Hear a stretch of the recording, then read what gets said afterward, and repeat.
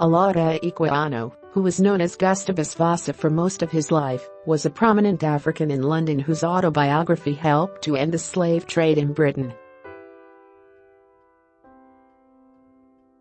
Google marks the 272nd birthday of Equiano, who was born in the Ebo province, in the area that is now southern Nigeria, on October 16, 1745. His early life is unclear due to the absence of records, but he recounted how he was kidnapped with his sister when he was 11. He was sold by local slave traders and shipped across the Atlantic to Barbados and then Virginia. In Virginia, Equiano was sold to Michael Pascal, a lieutenant in the Royal Navy, who renamed him Gustavus Vassa after the 16th-century Swedish king.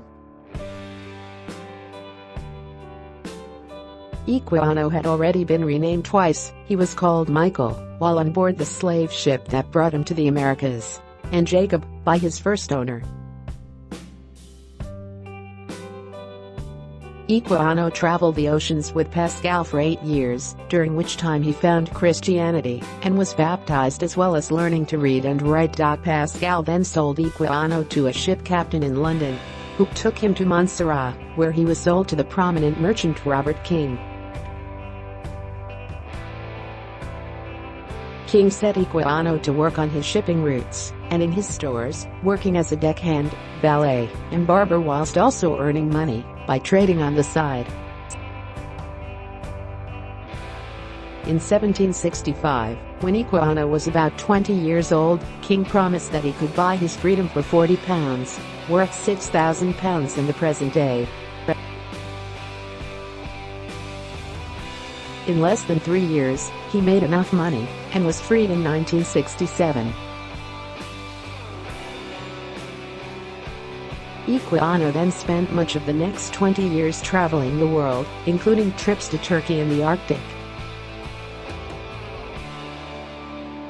In 1786 in London, he became involved in the movement to abolish slavery. He was a prominent member of the Sons of Africa, a group of 12 black men who campaigned for abolition. Equiano was befriended and supported by abolitionists, many of whom encouraged him to write and publish his life story. In 1789 he published his autobiography, The Interesting Narrative of the Life of Olaudah Equiano or Gustavus Vassa, the African. Equiano's personal account of slavery, his journey of advancement, and his experiences as a black immigrant caused a sensation on publication.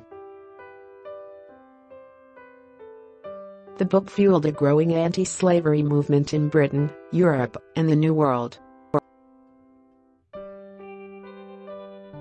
His account surprised many with the quality of its imagery, description, and literary style.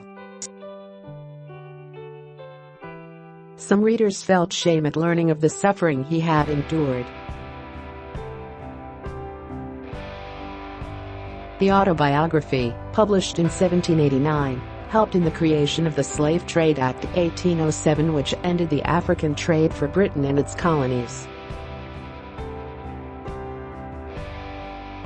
In 1792, Equiano married an Englishwoman, Susanna Cullen, and they had 2 daughters.